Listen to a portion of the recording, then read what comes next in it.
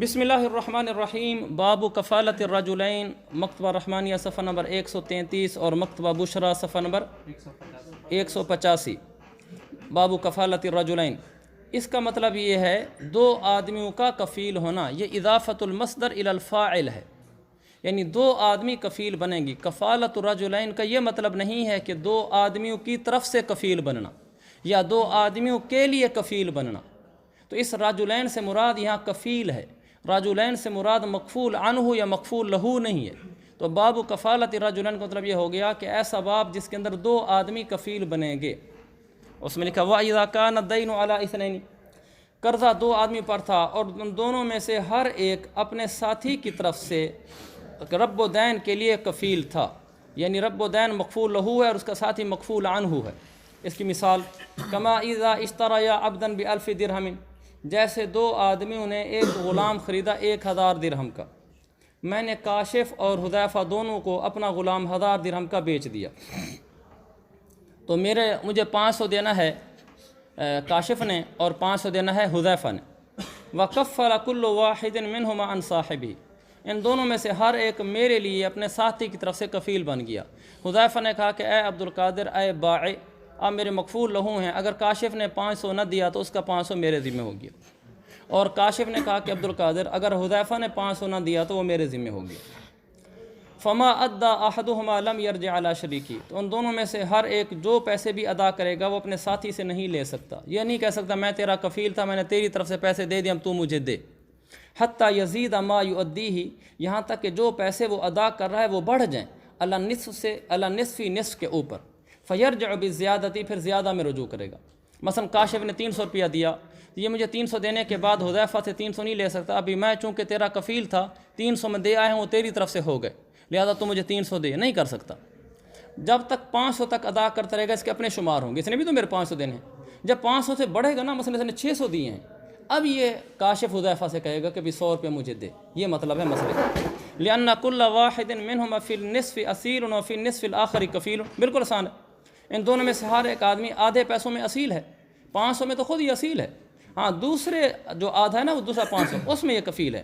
ولا معارضۃ بین ما علیہ بحق الاصالۃ و بحق الکفالۃ، اور جو پیسے اس پر اصالتاً واجب ہیں اور جو پیسے اس پر کفالتاً واجب ہیں، ان پیسوں کے درمیان کوئی معارضہ نہیں ہے، یعنی کوئی تعارض نہیں ہے۔ اصالتاً اس پر 500 واجب ہے اور اصالتاً اور کفالتاً 500 واجب ہے، ان میں کوئی معارضہ نہیں ہے۔ یعنی جب یہ پہلے شروع میں دینے لگے گا نا 500، اس میں کفالت والے پیسے آ کر معارضہ نہیں کریں گے کہ بھئی تو بطور کفالت کے دے رہا ہے، نہیں، وہ شروع والے 500 اس کے اپنے ہی ادا ہوں گے، اس میں کوئی معارضہ نہیں ہوگا کہ کفالت آ کر کے بھی چونکہ کفیل بھی تھا لہذا یہ کفالت والے ادا ہو رہے ہیں، ایسا نہیں ہوگا۔ کیوں؟ لأن الاول دین والثانی مطالبۃ، کیونکہ جو پہلے پیسے ہیں یعنی جو اصالتاً ہیں وہ دین ہیں، اور جو ثانی ہے یعنی جو کفالتاً ہے وہ مطالبہ ہے۔ تو آگے ثم ہوا تابع للاول، پھر جو ثانی ہے وہ اول کے تابع ہے۔ جو کفالت والے پیسے ہیں وہ دین کے تابع ہیں، اس لیے کہ دین ہوگا تو کفالہ ہوگا، دین نہیں ہوگا تو کفالہ بھی نہیں ہوتا نا۔ تو جب دین ہوگا کفالہ ہوگا تو اس کا پتہ چلا کہ جو دوسرے والے 5 ہیں وہ پہلے کے تابع ہو گئے، تو جب پہلے کے تابع ہو گئے تو پھر زیادہ اہمیت تو اصل کی ہوگی۔ فیاقع عن الاول، فیاقع کا فعل ہوگا ما ادى من النصف، اوپر لکھا ہو نصف، جو شروع والا نصف ادا کرے گا نا وہ پہلے کی طرف سے ادا ہوں گے۔ پہلا کیا ہے؟ دین، اور دوسرا ہے مطالبہ، تو وہ پہلے کی طرف سے ادا ہوں گے۔ وفی الزیادۃ لا معارضۃ، لہذا جب پہلے کا درجہ زیادہ ہوگا اصالتاً کا، چنانچہ جو پہلے 500 ادا کر رہا ہوگا وہ درجہ زیادہ ہونے کی وجہ سے اسی کی طرف سے ادا ہو رہیں گے، یعنی دین کی طرف سے ادا ہو رہیں گے۔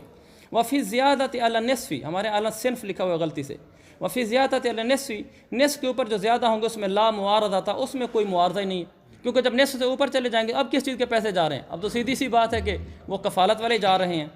اچھا، جب کوئی معارضہ نہیں ہے تو وہ پیسے پھر اب کفالت میں شمار ہونا شروع ہو جائیں گے، لہذا 600 جب دے گا تو 100 روپیہ کفالت والا ہوگا۔ فیاقع عن الکفالۃ، لہذا جو زائد دے رہا ہوگا نا، فیاقع کا فعل الزائد علی النصف، لہذا جو نصف سے زائد ہوگا وہ کفالت کی طرف سے واقع ہوگا۔ فیرجع بالزائد، لہذا وہ زائد پیسے 100 روپیہ کاشف حذیفہ سے لے سکتا ہے۔ وَلِأَنَّهُ لَوْ وَقَعَ فِي النِّصْفِ عَنْ صَاحِبِهِ، وَلِأَنَّهُ لَوْ وَقَعَ فِي النِّصْفِ عَنْ صَاحِبِهِ، اور ایک وجہ یہ بھی ہے، اس کی دلیل دے رہے ہیں، ایک اور دلیل دے رہے ہیں کہ لو وقع فی النصف عن صاحبہ، کاشف اور حذیفہ تھا، جو کاشف نے پیسے دیے ہیں، ہم تو یہ کہہ رہے تھے نا کہ 500 تک کاشف کا شمار ہوگا، اور اگر ہم 500 سے پہلے جو ہوگا وہ کاشف جو دے گا وہ اس کا حذیفہ کا شمار نہیں ہوگا، یہی ہم نے کہا نا، یعنی نصف کے اندر اندر کاشف کا شمار ہوتا رہے گا، 200 دے، 300 دے، 400 دے، 500 دے، یہاں تک۔ لو واقع فی نصف عن صاحبی، اگر نصف کے اندر بھی اس کے ساتھی کی طرف سے واقع ہو جائے۔ اس پر 2 مثالیں دی ہوئی ہیں، ایک انہوں نے اشرف الہدایہ والوں نے، ایک فتح القدیر والوں نے۔ اشرف الہدایہ والوں نے بھی فتح القدیر والی مثال کا تذکرہ کیا ہے، تو فتح القدیر والی صورت میں مسئلہ آسان ہے اور مجھے صحیح بھی زیادہ وہی لگتی ہے، میں وہی عرض کر رہا ہوں۔ اس نصف کے اندر مثلا اس نے ابھی 200 روپیہ دیا ہے، 200 روپیہ نصف کے اندر ہے نا، 200 روپے دیا ہے، اگر نصف جو اس نے ساتھی کی طرف سے دیا ہے نا، لو واقع فی نصف عن صاحبی، اگر نصف کے اندر بھی اس کے ساتھی کی طرف سے واقع ہو جایا کرے، مثلا اس نے 200 دیا اور اس کے اندر بھی اس کے ساتھی کی طرف سے واقع ہو جائے، یعنی 100 روپیہ اس کا ہو، 100 روپیہ ہم کاشف کا شمار کر لیں اور حذیفہ کا شمار کر لیں، 200 نصف کے اندر ہے نا، اس نے 200 دیا اور ہم یہ کہیں کہ اس کے اندر بھی ساتھی کی طرف سے ہو رہا ہے، یعنی 100 روپیہ اس کا ہو گیا ہے، تو جب کاشف نے حذیفہ کی طرف سے 100 دیا ہے فَيَرْجِعُ عَلَيْهِ، تو پھر یہ کیا کرے گا، یہ اس سے اپنے ساتھی سے لے لے گا، کتنا لے گا، 100 روپیہ لے لے گا نا، اسے کہے گا جی میں نے 100 آپ کی طرف سے دیا تھا، جب اسے 100 لے گا فَلِصَاحِبِهِ أَن يَرْجِعَ، تو اس کے ساتھی کو بھی اختیار حاصل ہے کہ وہ اس سے لے لے، اس لیے کہ جب اس نے 100 روپیہ کاشف نے حذیفہ کی طرف سے دیا تو گویا کہ وہ 100 روپیہ حذیفہ نے ادا کیا نا، ایسے ہو گیا نا، 100 روپیہ حذیفہ نے ادا کیا، تو حذیفہ کو اختیار ہے کہ وہ اس میں سے 100 میں سے 50 لے لے۔ جب حذیفہ اس کو 100 روپیہ دے گا، 100 روپیہ دینے کے بعد حذیفہ کہے گا کہ یہ 100 روپیہ میں نے ادا کیا ہے نا، کاشف کہے گا تو نے ادا کیا، اس لیے تو میں تجھ سے 100 روپیہ لے رہا ہوں۔ جب حذیفہ کہے گا یہ 100 میں نے ادا کیا ہے تو میرے جو ادا ہوگا اس میں بھی تو آدھا تجھے دینا پڑے گا، تو وہ پھر اس سے آدھا لے لے گا۔ فَلِصَاحِبِ أَن يَرْجِعَ، حذیفہ کو اختیار ہو گیا وہ 100 کے اندر رجوع کرے، 50 سے لے لے، کیوں؟ لِأَنَّ أَدَاءَ نَائِبِهِ كَأَدَائِهِ، اس لیے کہ نائب کا ادا کرنا اصل کے ادا کرنے کی طرح ہوتا ہے۔ کاشف نے جب 100 روپیہ 200 روپیہ دیا، اس میں سے 100 روپیہ حذیفہ کی طرف سے دیا، تو اس نے نائب نے ادا کیا تھا نا، نائب کا ادا کرنا اصل میں ایسے تھا جیسے اصل نے ادا کیا ہے۔ جب اصل کا ادا کرنا ہوا تو 100 روپیہ حذیفہ نے دیا، جب 100 روپیہ حذیفہ نے دیا تو 100 بھی کیا حذیفہ بھی کہہ سکتا ہے بھی چونکہ 100 دینا میری طرف سے ہے تو لہذا تو آدھا دے۔ اچھا اس حذیفہ 100 میں سے 50 اسے لے لے گا، جب اسے 50 لے لے گا تو کاشف یہ کہے گا حذیفہ کو، اچھا گویا کہ تو نے 50 میری طرف سے ادا کیا تھا نا، تو تیرا ادا کرنا میرا ادا کرنا ہوا، جب میرا ادا کرنا ہوا تو اس 50 میں سے تو بھی مجھے 25 دے، تو وہ کہے گا اچھا ٹھیک ہے، پھر یہ 25 دے دے گا، وہ کہے گا اچھا جو 25 ہو گیا پھر اس میں بھی تو دے، تو یہ ایک دوسرے سے نا فَيُؤَدِّي إِلَى الدَّوْرِ، تو یہ پھر دور کی طرف، دور مانا تسلسل، یہ تسلسل کی طرف پہنچائے گا۔ وہ 25 میں سے 12.5 لے گا، پھر وہ 12.5 میں سے 6.25 لے گا، آتے آتے زیادہ زیادہ 1 روپیہ بچ جائے گا نا، 1 روپیہ کا 58 بچ جائے گی، 54 بچ جائے گی، 1 پیسہ بچ جائے گا۔ یہاں اس اصول کا سمجھنا ضروری ہے کہ یہ مالا مالا یتجزا باطل ہوتا ہے، یعنی کوئی ایسا جزو نہیں ہوتا جس کے آگے اجزاء نہ بن سکیں، ایسا کوئی جزو نہیں ہوتا جس کے آگے اجزاء نہ بن سکیں، حتیٰ کہ 1 روپیہ بھی بچ گیا ہم اس کے بھی جز کریں گے، وہ بھی بچ گیا تو ہم اس کے بھی جز کریں گے، ہم آخر تک ایسے جز کرتے چلے جائیں گے، ہر آدمی دوسرے سے مانگتا جائے گا، تو اس کا تو پھر کوئی فائدہ نہیں۔ اس لیے پھر یہی ایک حل ہے کہ جو 500 تک نصف ہے وہ اس کے اپنے شمار کر لی جائیں، اوپر والے کفالہ میں شمار کیے جائیں۔ وَإِذَا كَفَّلَ رَجُلَانِ عَنْ رَجُلٍ بِمَالٍ عَلَىٰ أَنَّ كُلَّ وَاحِدٍ مِّنْهُمَا كَفِيلٌ عَنْ صَاحِبِهِ فَكُلُّ شَيْءٍ أَدَّاهُ أَحَدُهُمَا رَجَعَ عَلَىٰ صَاحِبِهِ بِنِصْفِهِ قَلِيلًا كَانَ أَوْ كَثِيرًا۔ جب 2 آدمیوں نے کسی ایک آدمی کی طرف سے مال پر کفالت قبول کر لی، اس شرط کے ساتھ کہ ان دونوں میں سے ہر ایک اپنے ساتھی کی طرف سے کفیل ہوگا۔ یہ یوں ہے، کاشف میرا مکفول عنہ ہے، صاحب کا جیسے چلتا ہے، تو اب اس کا کفیل بنا ہے ایک طلحہ اور ایک حذیفہ۔ اس سے پیچھے جو ہم نے مسئلہ پڑھا ہے اس میں تو یہ تھا کہ کاشف اور حذیفہ یہ دونوں کفیل ہیں ایک دوسرے کی طرف سے، سمجھ گئے؟ پچھلے مسئلے میں یہ تھا کہ میں نے ایک غلام بیچا، وہ ان دونوں نے خریدا، ان دونوں کے اوپر 500 روپیہ قرضہ آ گیا جو کہ 1000 روپے کا غلام تھا، اور پھر ان دونوں میں سے ہر ایک دوسرے کی طرف سے کفیل بھی بن گیا، یعنی جو کفیل بن رہا ہے وہ اصیل بھی ہے 500 روپے میں، سمجھ گئے اس بات کو؟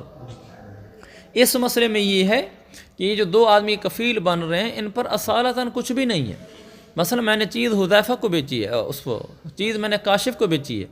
اب کاشف کی طرف سے جو دو آدمی کفیل بن رہے ہیں ان میں سے کسی اور آدمی پر اصالتاً کچھ بھی پیسے واجب نہیں. یعنی ایک حذیفہ کفیل بنا ہے اور ایک طلحہ کفیل بنا ہے، دو آدمی کفیل بن گئے جبکہ پیسے کاشف کے ذمہ ہیں. دو آدمی کفیل بنے ایک آدمی کی طرف سے بمالن پیسے کے اوپر، مثلا 1000 روپے کے کفیل بنے. اس طرح کے ان دونوں میں سے ہر ایک اپنے ساتھی کی طرف سے کفیل ہے. حذیفہ نے کہا میں طلحہ کی طرف سے کفیل ہوں، طلحہ نے کہا میں حذیفہ کی طرف سے کفیل ہوں.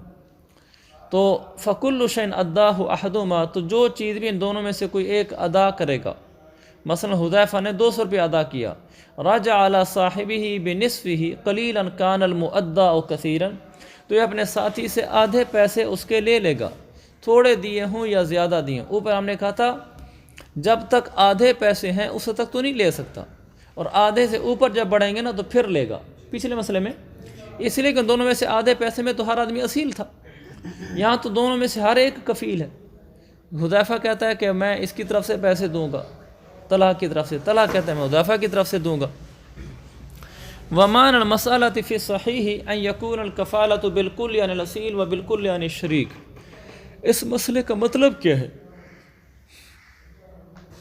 پھر صحیح قول صحیح کے مطابق، یعنی صحیح قول کے مطابق اس مسئلے کا مطلب یہ ہے کہ یہ کفالہ بالکل ہوگا عن الاصیل، کہ اصیل کی طرف سے بھی کل مال کا کفالہ ہوگا اور شریک کی طرف سے بھی کل مال کا کفالہ ہوگا.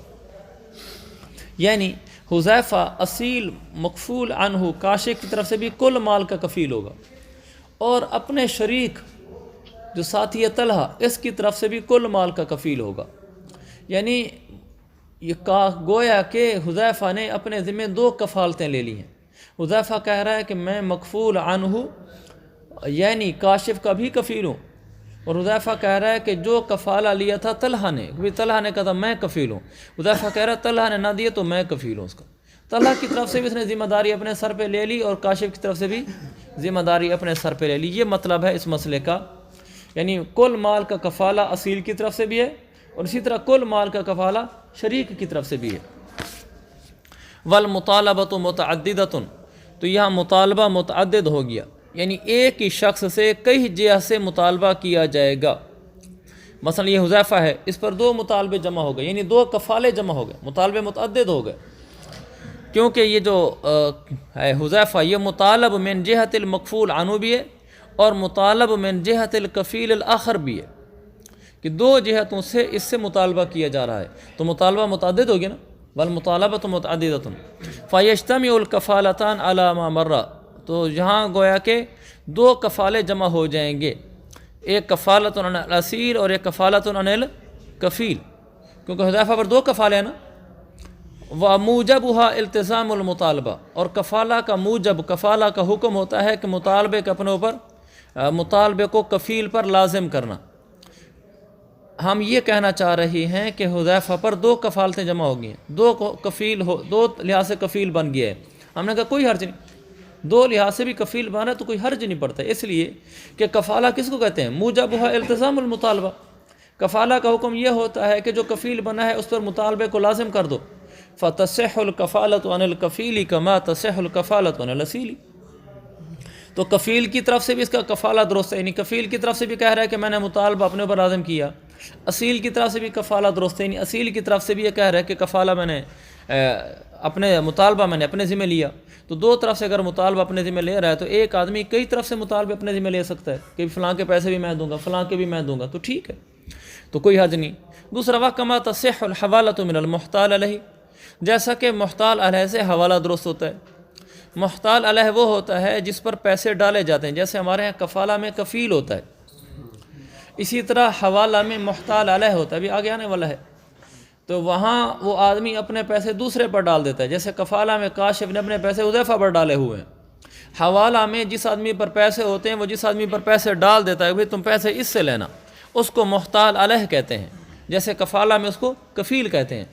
وہ کہہ رہے ہیں کہ جس طرح محتال علیہ سے حوالہ درست ہوتا ہے کہ محتال علیہ آگے کسی اور پر حوالہ ڈال سکتا ہے، یعنی محتال علیہ کسی اور کو کہہ سکتا ہے اچھا بھی یہ پیسے تم اس سے لے لینا.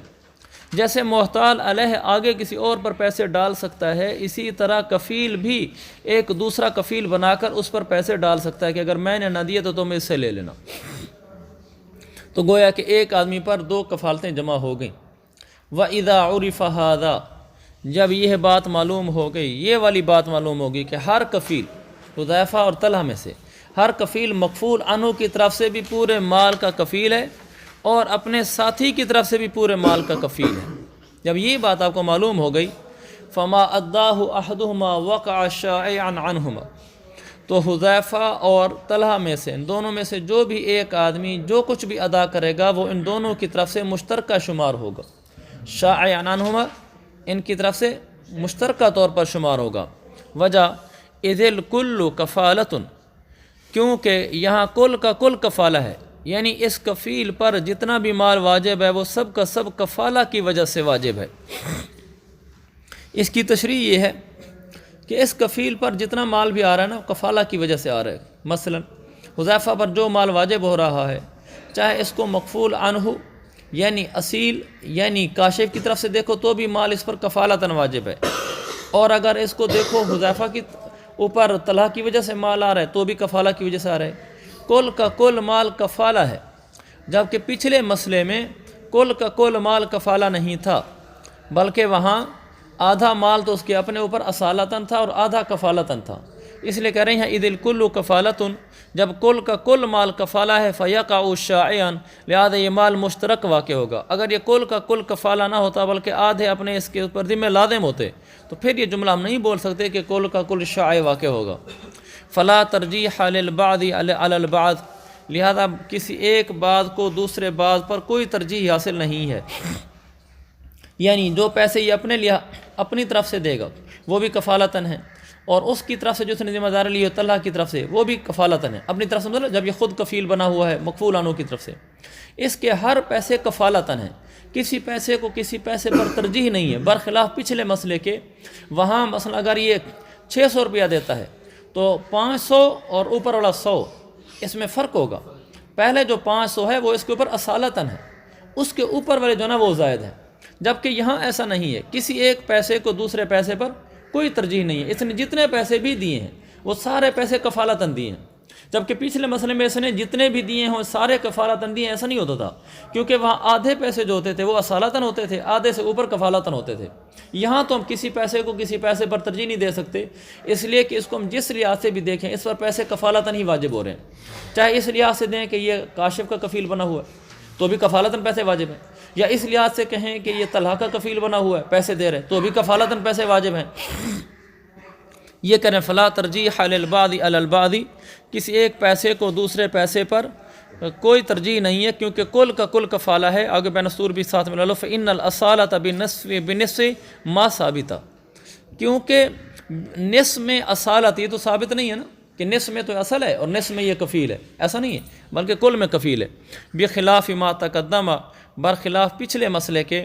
پچھلا مسئلہ کیا تھا؟ یعنی پہلا مسئلہ وہاں بین حاشیہ دیکھو، بخلاف ما تقدم فی المسألة الأولى حيث لا يرجع الى صاحب ما لم يزد على نصف لأن اداء نصف كان بحق الاصالة ونصف الاخر بحق الكفالة، تو وہاں فرق پڑ گیا تھا، یہاں ایسا نہیں ہے۔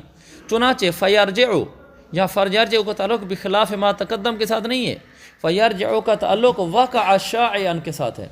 فما اداہ احدہما وقع شائعا فیرجع علی شریکی بنصفہ، لہذا دونوں میں سے جو ایک بھی پیسے دے گا، مثلا حذیفہ نے 400 روپے دیے تو یہ شائع واقع ہوگا، فیرجع علی شریکی بنصفہ، لہذا یہ ان 400 میں سے 200 اپنے ساتھی سے لے لے گا۔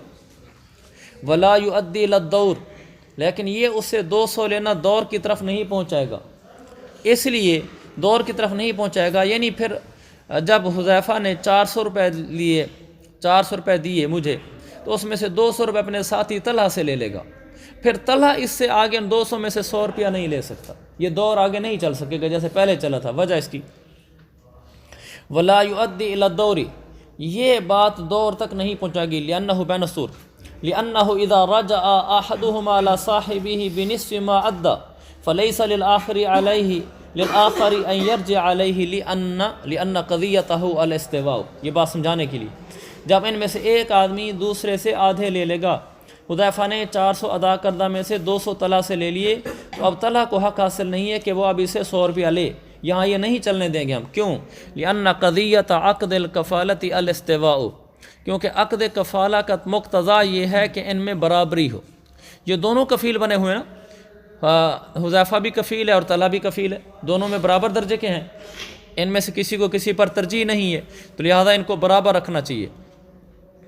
تو عقد کفالہ کا یہ تقاضا یہ کہ ان میں برابری ہو۔ وقد حصل الاستواء برجوع احدہما بنصف ما ادى، اور ان دونوں میں سے ایک کے آدھے پیسے جو اس نے ادا کیے اس کے آدھے پیسے واپس لینے سے برابری حاصل ہو گئی نا، کیونکہ 400 میں سے جب اس نے 200 دے دیا طلحہ نے حذیفہ کو، تو اب یہ کفالت میں برابر درجے کے تھے، اب برابر ہو گئے۔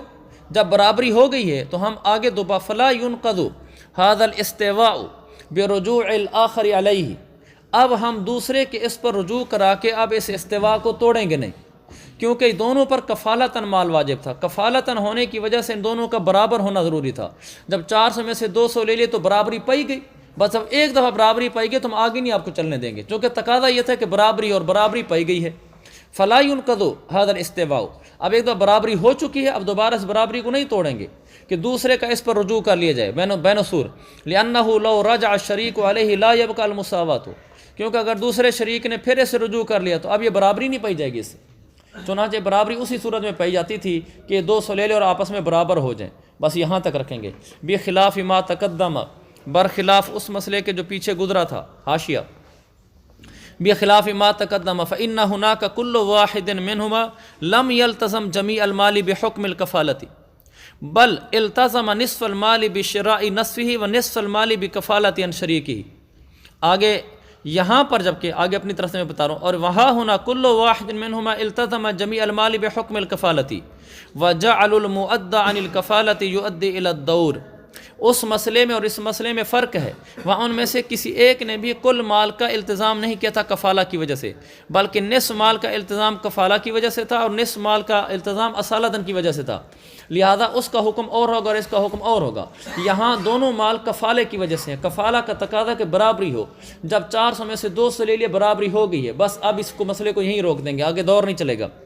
بخلاف ما تقدم ثم يرجعان على الاصیل، پھر یہ دونوں کو دونوں اصیل سے لیں گے۔ ولو لم يكن كل واحد منهما كفيلا عن الاصیل كان رجوع عليه لمن كفل عنه لا لهما، اور اگر ان دونوں میں سے ہر ایک کفیل نہ ہوتا اصیل کی طرف سے، تو پھر اس اصیل سے رجوع کرنا اس کے لیے ہوگا جس نے اسے کفیل بنا تھا، نہ کہ دونوں کے لیے ہوتا، جبکہ یہاں اصیل پر دونوں رجوع کریں گے۔ کیوں؟ لأنهما أديا عنه، اس لیے کہ ان دونوں نے اسی کی طرف سے ادا کیا ہے۔ مثلا اس نے 400 روپے دیے اور 200 روپے سے لے لیے، پھر اس نے 600 روپے دیے 300 روپے سے لے لیے، تو حذیفہ بھی 500 ادا کر چکا اور یہ بھی 500 ادا کر چکا ہے، اب یہ دونوں جا کر اسے 500 لیں گے۔ احدہما بنفسہ والآخر بنائبہ، ایک اپنے بذات خود لے گا اور دوسرا اس کا نائب ہونے کی وجہ سے۔ اسی کو ہم سمجھ لیتے ہیں، حذیفہ نے پورا 1000 دیا تھا، حذیفہ نے جا کر 500 طلحہ سے لے لی، جب 500 طلحہ سے لے لی اب یہ دونوں جا کر اصیل سے لیں گے۔ یہ کیوں؟ احدہما بنفسہ، اس لیے کہ ان دونوں میں سے ایک نے تو بذات خود ادا کیے تھے حذیفہ نے، اور دوسرا جو طلحہ ہے والآخر بنائبہ، دوسرے نے والآخر بنائبہ، ہی کی ضمیر بھی آخر کی طرف جائے گی، دوسرا اس کا اپنے نائب کی وجہ سے، وَهُوَ صَاحِبُ الَّذِي كَفَّلَ عَنْهُ، یا بنا میں لکھا ہے، اور یہ اس کا وہ ساتھی ہے جس کی طرف سے وہ کفیل بنا تھا۔ یعنی یہ جو حذیفہ ہے اور طلحہ ہے یہ دونوں پیسے ادا کر چکے ہیں، جب یہ دونوں پیسے ادا کر چکے ہیں لہذا دونوں جا کر یہ اس سے پیسے 500 روپیہ کر کے لے لیں گے۔ دیکھو یہ پھر بات پیچھے سے چلاتا ہوں، ثم یرجعان علی الاصیل لانہما ادیا عنہ، پھر یہ دونوں کے دونوں جا کر اصیل سے پیسے لیں گے کیونکہ ان دونوں نے اسی اصیل کی طرف سے ادا کیے ہیں۔ حذیفہ نے 1000 روپیہ دیا تھا، اس میں سے 500 روپیہ اس نے طلحہ سے لے لیا، اب دونوں جا کر اصیل کاشف سے کہیں گے میں 500 روپیہ دو، اور دونوں نے اس کی طرف سے ادا کیے ہیں۔ کیسے ادا کیے ہیں؟ احدہما بنفسی، ان دونوں میں سے ایک نے تو بذات خود ادا کیے ہیں، یعنی خود اپنے ہاتھوں سے پیسے اٹھا کر مغفور لہو عبد القادر کو دیے، اور وہ کون ہے؟ وہ حذیفہ ہے۔ والآخر بنائبہ، اور دوسرے نے اپنے نیب کے ذریعے سے ادا کیے ہیں، دوسرے سے مراد یہاں طلحہ ہے۔ طلحہ نے پیسے اگرچہ بذات خود نہیں ادا کیے، لیکن اپنے نائب، اس کا نائب وہ حذیفہ ہے کہ جس نے اس کی طرف سے کفالت کی ہوئی تھی، تو دوسرے نے اپنے نائب کے ذریعے سے ادا کیے، لیکن ادا تو دونوں نے کی ہیں۔ جب دونوں نے ادا کیے تو دونوں جا کر اسے 500 روپیہ لے لیں گے، سمجھ گئے؟ اس لیے والآخر بنائبہ، آخر اور نائب ہی ضمیر اس آخر کی طرف جائے گی، اور نائب سے مراد اس کا وہ دوسرا ساتھی تھا جو اس کی طرف سے کفیل بنا تھا، اور وہ حذیفہ تھا۔ اس لیے نائب کی تشریح میں بناء و لکھا ہے وَهُوَ صَاحِبُهُ الَّذِي كَفَّلَ عَنْهُ، یہ اس کا وہ ساتھی ہے جو اس کی طرف سے کفیل بن گیا تھا۔ حذیفہ طلحہ کی طرف سے بھی کفیل بنا تھا نا، امید ہے ہو گیا ہوگا۔ چلیں آگے، وَإِنْ شَاءَ رَجَعَ بِالْجَمِيعِ عَلَى الْمَكْفُولِ عَنْهُ، اس کا عطف ہے پچھلے متن پر۔ چلو پچھلا متن، یہ بھی مسئلہ جو چل رہا ہے، فَكُلُّ شَيْءٍ أَدَّاهُ أَحَدُهُمَا، آگے ہم نے کیا پڑھا تھا؟ رَجَعَ عَلَى صَاحِبِهِ بِنِصْفِهِ قَلِيلًا كَانَ أَوْ كَثِيرًا، یہ دو آدمی تھے حذیفہ اور طلحہ، ان دونوں میں سے ہر ایک دوسرے کی طرف سے کفیل بن گیا تھا۔ رَجَعَ عَلَى صَاحِبِهِ میں ہم نے پڑھا تھا، ان دونوں میں سے ہر آدمی اپنے دوسرے ساتھی سے جو ادا کرے گا اس کے آدھے پیسے لے لے گا، تھوڑے ہوں یا زیادہ ہوں۔ مثلا حذیفہ نے 400 روپیہ دیا تو یہ 200 روپیہ جا کر طلحہ سے لے سکتا ہے، اگر چاہے تو لے سکتا ہے۔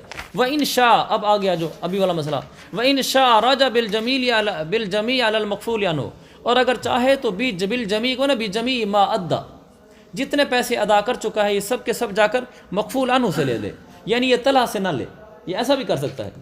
کیوں؟ لِأَنَّهُ كَفَّلَ بِجَمِيعِ الْعَامِ مَالِ عَنْهُ بِأَمْرِهِ، کیونکہ یہ کل مال کا کفیل بنا ہے اس اصیل یعنی کاشف کے حکم سے بھی، حکم تو اس نے دیا تھا، چونکہ اس کے حکم سے کفیل بنا تھا، لہذا یہ جس طرح اس سے مطالبہ کر سکتے آدھے پیسوں کا، اسی طرح یہ جا کر کل پیسوں کا مکفول عنہ سے بھی مطالبہ کر سکتا ہے۔ آسان بات ہے۔ وَإِذَا أَبْرَأَ رَبُّ الْمَالِ أَحَدَهُمَا أَخَذَ الْآخَرَ بِالْجَمِيعِ، میں رب المال ہوں، جب رب المال نے ان دونوں میں سے حذیفہ اور طلحہ میں سے کسی ایک کو بری کر دیا، اخذ الآخر بالجمیع، مکفول لہو، ان دو میں سے ایک کو بری کر دینے کے بعد جو دوسرا بچا ہوا ہے اس دوسرے سے کل مال کا مطالبہ کر سکتا ہے۔ سمجھ گے مطلب کو؟ اخذ الآخر، مکفول لہو دوسرے سے جا کر وصول کرے گا، بالجمیع سب کے سب پیسے۔ پہلے تو میرے پاس 2 کفیل تھے، میں اس طرح کر سکتا تھا کہ حذیفہ سے بھی پیسے مانگتا، طلحہ سے بھی مانگتا، اور میں نے طلحہ کو بری کر دیا کہ چل جا میں ڈیرے آؤں گا، مجھے وہاں صحبت کھلا دینا، تو بری ہے حذیفہ سے پیسے مانگو، تو جب میں نے اس ایک کو بری کر دیا تو مجھے یہ نہیں کہا جائے گا اب اسے آدھے پیسے مانگ، میں کل کے کل پیسے سے مانگ سکتا ہوں۔ کیوں؟ لأن ابراء الکفیل لا یوجب براءۃ الاصیل، تو میں کہہ رہا تھا لأن ابراء الکفیل لا یوجب براءۃ الاصیل، یہ آسان سی بات ہے کہ جب میں نے طلحہ کو بری کر دیا تو اس سے حذیفہ بری نہیں ہوگا، اور حذیفہ سے میں ٹوٹل پیسوں کا مطالبہ کر سکتا ہوں۔ کیوں؟ اس لیے کہ کفیل کو بری کرنا اصیل کی برات کا موجب نہیں ہوتا، کہتا پہلے پڑھ چکے نا، اصیل کو بری کرو کفیل بری نہیں ہوتا، یہ پہلے پڑھا ہوا نا، اصیل کو کفیل الٹا ہو گیا، کفیل کو بری کرو تو اصیل بری نہیں ہوتا، اور اگر اصیل کو بری کرو تو کفیل بھی بری ہو جاتا ہے۔ تو یہاں میں نے جو طلحہ کو بری کیا ہے تو کفیل بری ہوا نا، تو کفیل کی برات اصیل کی برات کو تو واجب نہیں کرتا، اصیل پر فبقی المال کلہ علی الاصیل، تو کل کا کل مال اصیل پر تو باقی ہے نا۔ والآخر کفیل عنہ بکلہ، دوسرا یعنی جو حذیفہ ہے یہ اسی اصیل کی طرف سے کل کے کل مال کا کفیل ہے، علامہ بیانہ ہو، جیسے ہم پیچھے بیان کر چکے ہیں، اشارہ دیا ہوا ہے۔ وَلِهَذَا يَأْخُذُهُ بِهِ، یاخذہ کی ضمیر جائے گی غیر بری کفیل کی طرف، وہ کفیل جو بری نہیں ہوا یعنی حذیفہ، بہی کی ضمیر جائے گی بکل المال کی طرف، یاخذ کی ضمیر جائے گی رب المال کی طرف، لہذا جو رب المال ہے وہ غیر بری کفیل سے کل کا کل مال وصول کر سکتا ہے، بالکل آسان ہے۔ قال آگے وَإِذَا افترق المتفاوضان فلأصحاب الدیون ان یأخذوا ایہما شاءوا بجمیع الدیون بجمیع الدین، جب متفاوضان جدا ہو گئے، متفاوضان شرکت مفاوضہ کے طور پر، آپ پڑھ چکے ہوں گے جلد ثانی میں، جلد ثانی میں نا، جلد ثانی میں شرکت مفاوضہ کے طور پر 2 آدمی آپس میں شریک ہو گئے، پھر ان دونوں نے اپنی شرکت مفاوضہ ختم کر دی اور جدا ہو گئے، یہ مطلب اذا افترق المتفاوضان، شرکت مفاوضہ کے 2 شریک اپنی شرکت مفاوضہ ختم کر کے جدا ہو گئے، لیکن انہوں نے اس شرکت کے دوران لوگوں سے قرضے لیے تھے، ان پر قرضے چڑھے ہوئے تھے، لوگوں نے اب قرضہ لینا ہے، فَلِأَصْحَابِ الدُّيُونِ أَن يَأْخُذُوا أَيَّهُمَا شَاءُوا، اصحاب دیون کو اختیار ہے کہ ان دونوں میں سے جس کو چاہیں لے سکتے ہیں پیسے بھی، جمیع دیون، کل دین کا کل دین وصول کر سکتے ہیں جس سے بھی چاہیں۔ مثلا یہ دو شریک تھے طلحہ اور حذیفہ، ان دونوں نے شرکت مفاوضہ کے طور پر کوئی کاروبار کیا، بعد میں اپنی شرکت مفاوضہ ختم کر کے جدا ہو گئے، لیکن قرضے ابھی باقی تھے۔ تو پھر آپ جو قرضے والے ہیں، مثلا میں ہوں یا میرے ساتھ کوئی اور ہیں، تو ہم ان دونوں میں سے کسی ایک سے جا کر کل قرضے کا مطالبہ کر سکتے ہیں۔ وجہ لأن كل واحد منهما كفيل صاحب على ما عرف في شركہ، اس کی وجہ ہے کہ ان دونوں میں سے ہر ایک اپنے ساتھی کی طرف سے کفیل ہوتا ہے، جیسا کہ یہ بات باب شرکت میں بیان کی جا چکی ہے۔ وہاں یہ بیان کیا جا چکا ہے کہ شرکت مفاوضہ میں دونوں شریک ایک دوسرے کی طرف سے کفیل ہوتے ہیں۔ جب حذیفہ طلحہ کی طرف سے کفیل ہے تو میں حذیفہ سے پورے پیسے مانگ سکتا ہوں، جب طلحہ حذیفہ کی طرف سے کفیل ہے تو میں اس سے پورے پیسے مانگ سکتا ہوں۔ اچھا، ولا یرجع احدهما علی صاحبہ، اور ان دونوں میں سے کوئی ایک ساتھی اپنے ساتھی سے پیسے نہیں مانگ سکتا۔ مثلا 1000 روپے ان پر قرضہ تھا، تو حذیفہ سے میں نے جا کر 400 روپے لے لیے، تو یہ جا کر طلحہ سے نہیں کہہ سکتا مجھے 200 دو، حتی یؤدی اکثر من النصف، یہاں تک کہ وہ نصف سے زیادہ ادا کر دے، کیونکہ اب دونوں برابر کے شریک تھے، تو 500 تک تو اصل بن رہا ہے ویسے ہی۔ لما مر من الوجہین فی کفالۃ الرجلین، جیسا کہ کفالۃ الرجلین میں اس کی 2 وجہیں گزر چکی ہیں، اسی وجہ سے اکثر نصف کے اکثر ادا کر لے پھر زیادہ لے سکتے ہیں۔ کون سی 2 وجہیں گزر چکی ہیں؟ حاشیہ نمبر 12۔ پھر وہی مسئلۃ اول الباب، باب کے شروع میں مسئلہ آتا ہے، حیث قال ولا معارضۃ بین ما علیہ بحق الرسالہ و بین ما علیہ بحق الکفالہ، اصالہ اور کفالہ میں کوئی معارضہ نہیں ہے، اصالہ کا درجہ زیادہ ہے، لہذا پہلے پیسے تو آدھے تو اصالتاً دے رہا ہوگا، اس لیے نہیں لے سکتا۔ دوسری وجہ ما ذکر من لزوم الدور، اگر یہ جا کر پہلے لینا شروع کر دے گا تو پھر اس میں دور لازم آئے گا، جو دور پہلے ہم پڑھ چکے ہیں، لہذا اس وجہ سے یہ آدمی آدھے پیسے ادا کرنے تک اپنے شریک مفاوض سے پیسے نہیں لے سکتا۔ وَإِذَا كُتِبَ الْعَبْدَانِ، جب 2 غلاموں کو اکٹھے کتابتاً واحدتاً ایک ہی عقد کتابت کے تحت مکاتب بنا دیا گیا، مثلا تم کیا لکھ سکتے ہو علی الف مثلا، اذا کتب العبدان کتابتاً واحدتاً علی الف مثلا، 2 غلاموں کو ایک ہی عقد کتابت کے تحت مثلا 1000 روپے کا ان کو مکاتب بنا دیا گیا، یعنی یہ کہا گیا کہ دونوں کے عوض 1000 روپیہ ہے، کہ دونوں غلام تم جاؤ، مثلا میں آقا ہوں، یہ حذیفہ اور طلحہ غلام تھے میرے، میں نے ان دونوں کو مکاتب بنا دیا، میں نے کہا تم دونوں جاؤ، تم دونوں کے عوض میں 1000 روپیہ مجھے دے دینا بس۔ اب یہ دونوں چلے گئے مکاتب بن کر۔ وَكُلُّ وَاحِدٍ مِّنْهُمَا كَفِيلٌ عَنْ صَاحِبِهِ، اور پھر ان دونوں میں سے ہر ایک دوسرے کی طرف سے کفیل بن گیا۔ یہ ترجمہ کریں گے، میں نے ان دونوں کو مکاتب بنایا، اور یہ دونوں یہ نہیں ہے کہ میں نے اس کا ترجمہ یوں نہیں کرنا کہ دونوں کو مکاتب بنایا گیا اس حال میں کہ دونوں میں سے ہر ایک دوسرے کی طرف سے کفیل ہوتا ہے، ایسا نہیں۔ جب میں نے دونوں کو مکاتب بنا دیا پھر یہ ہوا، اور ان دونوں میں سے ہر ایک دوسرے کی طرف سے کفیل ہو گیا، ایک دوسرے کی ہمدردی میں ہو گیا۔ فَكُلُّ شَيْءٍ أَدَّاهُ أَحَدُهُمَا رَجَعَ عَلَى صَاحِبِهِ بِنِصْفِهِ، یہ بھی بالکل آسان ہے۔ تو ان میں سے ہر چیز جو ان دونوں میں سے ایک ادا کرے گا تو اپنے ساتھی سے وہ آدھا لے لے گا، جتنے بھی پیسے ادا کرے گا تو وہ جتنے بھی پیسے ادا کرے گا اپنے ساتھی سے آدھے لے گا۔ اور پیچھے ہم نے کیا پڑھا ہوا ہے، 500 تک تو اس کے اپنا اصالتاً ذمہ ہوتے ہیں اور اس سے اوپر نہیں ہوتے، اور یہاں یہ مسئلہ کیا بیان کر رہے ہیں کہ نہیں، جتنے بھی ادا کرے گا اس کے آدھے اپنے ساتھی سے وصول کرتا رہے گا۔ وَوَجْهُهُ کی ضمیر بنا میں لکھے هذا المذکور، یہ جو مسئلہ ہم نے بیان کیا نا، ہمارے ہاں نا ضمیروں کے وجہ میں بڑی گڑبڑ کی ہوئی ہے۔ ہمارے ہاں وجہہ کے لکھا ہوا ہے، نیچے لکھا ہوا ہے عقد الکفالہ، آپ کے لکھا ہوا ہے؟ اچھا، ان ہذا ہے نا، ہذا نیچے کچھ لکھا ہوا ہے،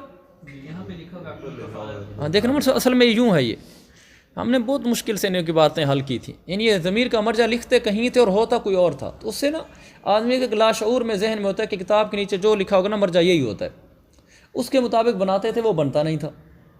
تو پھر مجھے بنائے دیکھنی اور دوسری شروحات دیکھنی، تو بنائے میں دیکھا تو وہاں وجہہ یہاں لکھا کہ ہو ضمیر کا مرجع حاضر مذکور ہے، اور ہماری کتاب میں عقد الکفالہ وجہہ کے نیچے لکھا ہوا ہے، جبکہ یہ حاشیہ یہ جو بین مرجع ہے یہ ہذا کا مشار الیہ ہے۔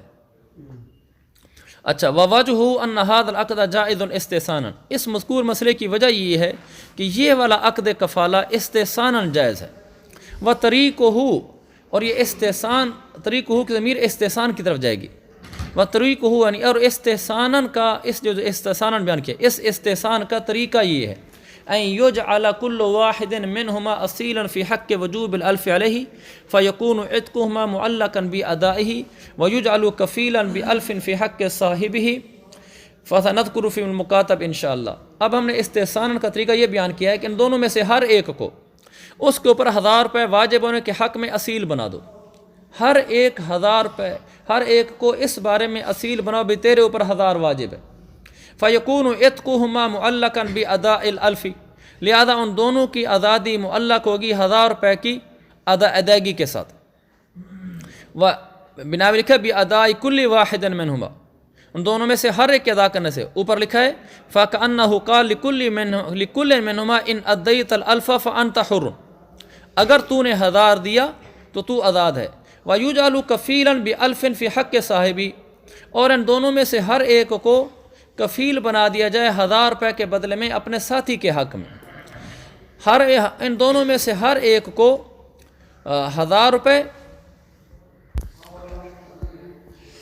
تو یہاں و طریق میں تعارف یجعل کل واحد، یہاں یوں کر رہے ہیں کہ ان میں سے ہر ایک کو 1000 کے عوض اصیل بنا رہے ہیں اور ہر ایک کو 1000 کا کفیل بنا رہے ہیں۔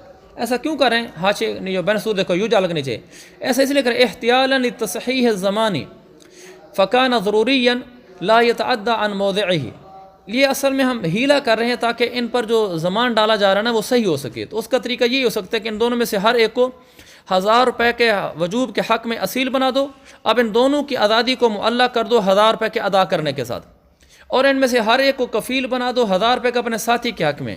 لیکن واضح بات ہے تھوڑی سی اس کو تشریح کی ضرورت ہے، وَسَنَذْكُرُهُ فِي الْمُكَاتَبِ انشاءاللہ، اس مسئلے کو ہم انشاءاللہ کتاب المکاتب میں آگے ذکر کریں گے۔ فی الحال یہاں جو ہم نے سمجھنا ہے وہ یہ ہے کہ ہم نے استحسان کا طریقہ یہ بنایا کہ ان میں سے ہر ایک کے کھاتے میں 1000 روپیہ اصالتاً ڈالو اور 1000 روپیہ کفالتاً ڈالو، اس طریقے سے وہ صحیح ہو جاتا ہے، مزید تشریح آگے آ جائے گی۔ وَإِذَا عُرِفَ ذَلِكَ، جب یہ بات معلوم ہوگی، فَمَا أَدَّاهُ أَحَدُهُمَا رَجَعَ بِنِصْفِ عَلَى صَاحِبِهِ لِاسْتِوَائِهِمَا، جب یہ بات معلوم ہوگی کہ دونوں میں سے ہر ایک پر 1000 روپیہ کفالتاً ہے اور ہر ایک پر 1000 روپیہ اصالتاً ہے، جب ایسا تو دونوں میں سے ہر ایک پر 1000 آ گیا نا، جب ایسا ہو گیا تو پھر ان دونوں میں سے جو بھی ایک کوئی پیسے ادا کرے گا تو اپنے ساتھی سے آدھے لے لے گا، لِاسْتِوَائِهِمَا، کیونکہ دونوں برابر ہیں۔ کس طرح برابر ہیں؟ فی الوجوب علیہما لِاسْتِوَائِهِمَا فی العلۃ عن الکتابہ، کیونکہ دونوں میں سے ہر ایک وجوب کے لحاظ سے برابر ہیں، کیونکہ ہم نے دونوں میں سے ہر ایک پر 1000 ڈالا ہوا ہے، اور علت بھی ان کی ایک ہی ہے اور وہ کتابت ہے۔ چنانچہ جب یہ دونوں برابر ہو گئے ہیں، برابر ہونے کی وجہ سے جب ایک آدمی پیسے دے گا تو دوسرے کو کہے گا آدھے دے، تاکہ ہم برابر ہوں۔ بھائی برابری تو اسی سے ہوگی کہ جو پیسے میں دے کر رہے ہیں تو بھی آدھے دے۔ وَلَوْ رَجَعَ بِالْكُلِّ لَا تَتَحَقَّقُ الْمُسَاوَاةُ، اور اگر وہ کل کے کل پیسے ای بِكُلِّ الْأَلْفِ الَّذِي هُوَ الْبَذْلُ، اگر وہ کل کا کل پورا 1000 ہی اس سے رجوع کر لے پھر تو مساوات نہ ہوئی، یقیناً مساوات نہ ہوئی۔ اگر کل کا کر لے تو بھی مساوات نہ ہوئی، اور لم یرج بشیء، یا اسے کچھ بھی نہ لے تو بھی مساوات نہ ہوئی، حالانکہ ان دونوں کو برابر ہونا چاہیے تھا۔ برابر تب ہوگا جب جو یہ پیسے دے رہا ہے دوسرے سے آدھے لے لے، اب ان میں برابری ہوتی رہے گی۔ وَلَوْ لَمْ يُؤَدِّيَا شَيْئًا، اور اگر ان دونوں نے کچھ بھی نہیں دیا تھا، حَتَّى أَعْتَقَ الْمَوْلَى أَحَدَهُمَا جَازَ الْعِتْقُ، یہاں تک کہ مولا نے ان دونوں میں سے ایک کو آزاد کر دیا تو اس کی آزادی جائز ہو گئی۔ پیسے ابھی انہوں نے دیے نہیں، مولا نے کہا حذیفہ کو اچھا چل تو آزاد ہے، لِمُصَادَفَتِهِ مِلْكَهُ لِمُصَادَفَتِ الْعِتْقِ مِلْكَ الْمَوْلَى، کیونکہ یہ آزادی مولا کی ملک کو جا کر ملی ہے۔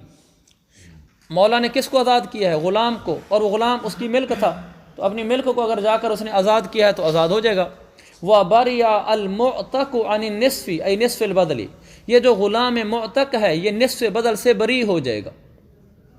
لِأَنَّهُ مَا رَضِيَ بِالْتِزَامِ الْمَالِ إِلَّا لِيَكُونَ الْمَالُ وَسِيلَةً إِلَى الْعِتْقِ، یہ حذیفہ ہم نے پہلے کہا تھا کہ یہ دونوں اکٹھے تھے، اگر ان دونوں میں سے کوئی ایک 1000 دیتا تو دوسرے سے 500 لے سکتا تھا نا، لیکن مالک نے کیا کیا، ان دونوں میں سے ایک کو آزاد کر دیا تو وہ آزاد ہو جائے گا، اور اس کے ذمہ جو 500 پڑتے تھے وہ 500 سے بھی بری ہو جائے گا۔ یہ نہیں کہا جائے گا کہ تو نے تو دوسرے کے ساتھ کفالت لی ہوئی تھی، ہم ایک دوسرے کے کفیل ہیں، یہ نہیں کہا جائے گا۔ اس لیے لِأَنَّهُ مَا رَضِيَ بِالْتِزَامِ الْمَالِ، اس نے مال کے التزام پر رضامندی کا اظہار اس لیے کیا تھا، لِيَكُونَ الْمَالُ وَسِيلَةً إِلَى الْعِتْقِ، تاکہ ہم مال کو اپنے اوپر لازم کر لیتے ہیں اور ہم مال ادا کر لیں گے، اس سے یہ ہوگا کہ ہم آزاد ہو جائیں گے۔ مال آزادی کا وسیلہ بن رہا تھا، تبھی تو اس نے کہا تھا حذیفہ نے، اچھا میاں میں بھی اپنے ذمہ مال لے لیتا ہوں، میں بھی ادا کر دوں گا، تو نہ ادا کر سکا، اور میں نہ ادا کر سکا تو ادا کر دینا، تاکہ ہم آزاد ہو جائیں۔ مال کا التزام آزادی کا ذریعہ تھا۔ وما بقی وسیلتاً، باقیہ کی ضمیر جا رہی ہے کدھر؟ مال کی طرف، مال کی طرف. وما باقی وسیلتاً، اور یہ ما نافی ہے، اور یہ مال اب وسیلہ باقی نہیں رہا لحصول عتق ہی بطریق آخر، اس لیے کہ اس کو تو اب آزادی کسی اور طریقے سے مل گئی ہے، جبکہ تو التزام مال پر راضی ہوتا تاکہ اس مال کے ذریعے سے وسیلہ الی العتق ہو، اور یہ مال اب وسیلہ الی العتق نہیں رہا کیونکہ یہ آزاد ہو چکا ہے، اس کے پیسے دینے سے کون سی اس کو آزادی ملے گی. فیسقط النصف، لہذا اس کا نصف ساقط ہو جائے گا. ویبقى النصف علی الآخر، اور جو باقی نصف ہے وہ دوسرے پر باقی رہے گا. لأن المال فی الحقیقت مقابل برقبتہما، کیونکہ مال در حقیقت ان دونوں کی رقبہ کے مقابل تھا. حتی یکون موزعا منقسما، یہاں تک کہ دونوں کے پر تقسیم کیا جائے گا. اس نے کہا تھا نا میں نے دونوں کو 1000 کے عوض میں آزاد کیا. وانما جعل المال کل المال، جعل کے نیچے مال لکھا ہوا ہے، اس کو کل لکھ لو. وانما جعل کل المال علی کل واحد منہما احتیالا، اور ہم نے ان دونوں میں سے ہر ایک پر کل مال ڈال دیا تھا. کہ مثلا ہم نے کہا تھا وہ پیچھے 1000 روپے 13 پر لازم ہے، پیچھے کہا تھا تصحیح کرنے کے لیے، ان میں سے ہر ایک پر کل مال ڈالا گیا تھا. وہ احتیالا لتصحیح الزمان، وہ تو صرف اس لیے کیا تھا تاکہ زمان کی تصحیح کا ہیلہ کیا جا سکے، زمان کی تصحیح کے لیے ہم نے بنایا تھا. وَإِذَا جَاءَ الْعِتْقُ اسْتَغْنَىٰ عَنْهُ عَنِ الْاحْتِيَالِ، ہو کی ضمیر احتیال کی طرف جائے گی. جب عتق آ گیا ہے تو اب ہیلے کی کوئی ضرورت نہیں رہی، وہاں ہیلہ کیا تھا، اب ہیلے کی ضرورت نہیں رہی. فَاعْتُبِرَ الْمَالُ مُقَابَلًا بِرَقَبَتِهِمَا، اب جب ہیلہ نہیں رہا، اور ہیلے میں 1000 روپیہ ان میں سے ہر ایک کے بدلے میں تھا، اور جب ہیلہ نہیں رہا تو حقیقت کیا تھی؟ ان دونوں میں سے ہر ایک کے مقابلے میں 500 بنتا تھا نا. لہذا فَاعْتُبِرَ الْمَالُ مُقَابَلًا بِرَقَبَتِهِمَا، لہذا مال کو ان دونوں کے رقبہ کے مقابل قرار دے دیا جائے گا. جب کل مال 1000 کو ان دونوں کی رقبہ کے مقابل قرار دیا جائے گا تو پھر ایک غلام کے حصے میں 500 ہوئے گا نا. فَلِهَذَا يَتَنَصَّفُ الْمَالُ، لہذا اسی وجہ سے اب غلام اسی وجہ سے مال نصف ہو جائے گا. وَلِلْمَوْلَىٰ أَن يَأْخُذَ بِحِصَّةِ الَّذِي لَمْ يُعْتَقْ، الَّذِي لَمْ يُعْتَقْ ایک ہی لفظ ہے.